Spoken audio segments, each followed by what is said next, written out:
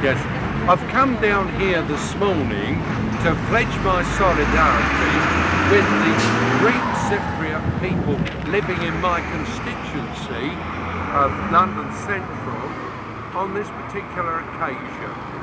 It is quite appalling that General Evren, now President Evren, should be received here in London, while in fact Turkish troops still occupy northern Cyprus.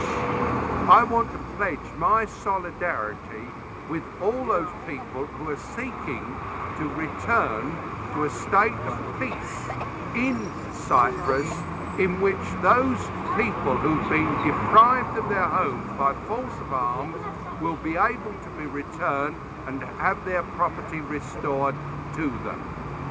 I believe that the British government ought to make it very clear to President Evren that in no circumstances will they be prepared to support any move towards entry into the European common market by the Turkish government until the Turks have withdrawn their forces from Cyprus and given the Cypriot people the opportunity of determining their own affairs as an independent country.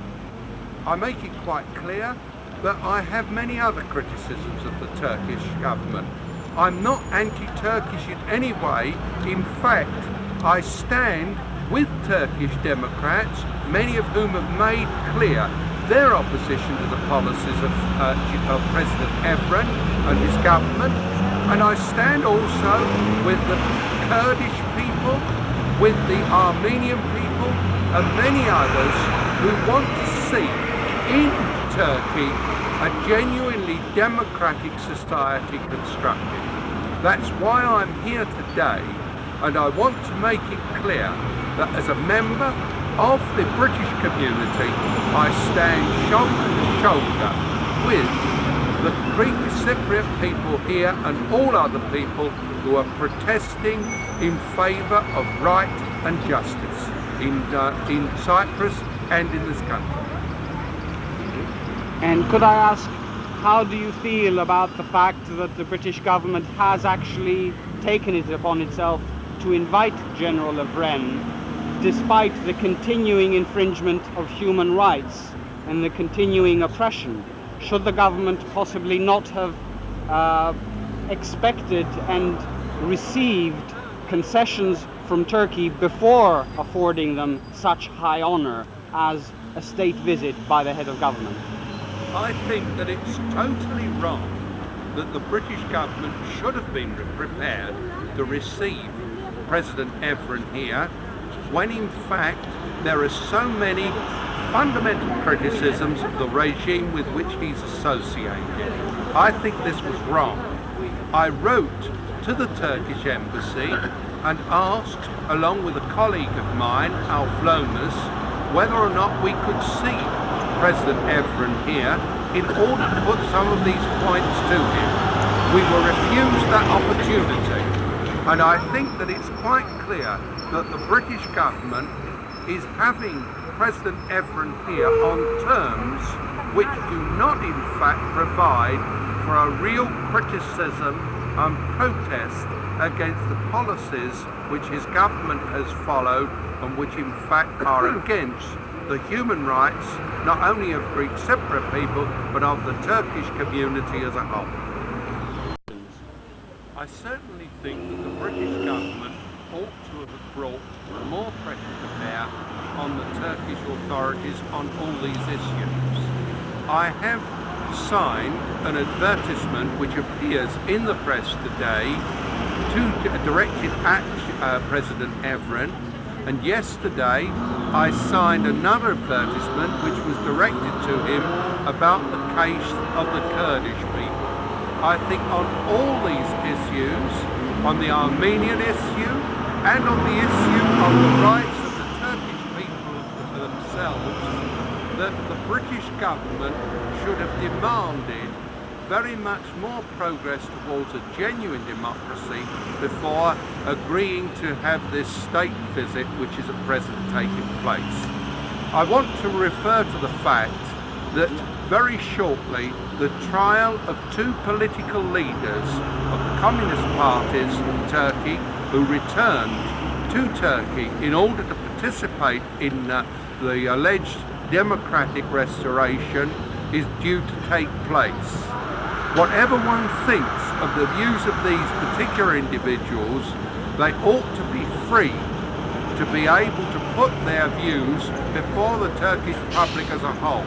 And the fact that they are on trial, that there are other political prisoners in Turkey, that torture has taken place and been applied to political prisoners is something which ought to demonstrate very clearly that the Turkish government ought not to be invited for a state visit to Britain at this time. Certainly we ought to have demanded that more changes had taken place before arranging any such visit. And as a Euro MP, for a final question, do you feel that given Britain's failure to secure these concessions prior to the invitation, do you feel that Europe should in turn take up a stand against Britain on this issue?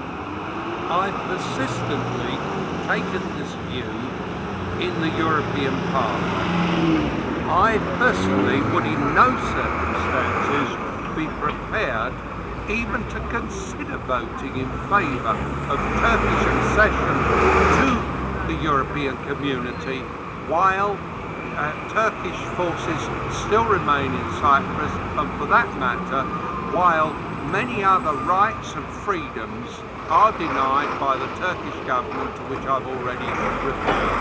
I shall take a very firm stand on that, and I know that many members of, if not, I believe the whole of the British Labour group will take the same stand when this matter is raised. Thank you. Okay.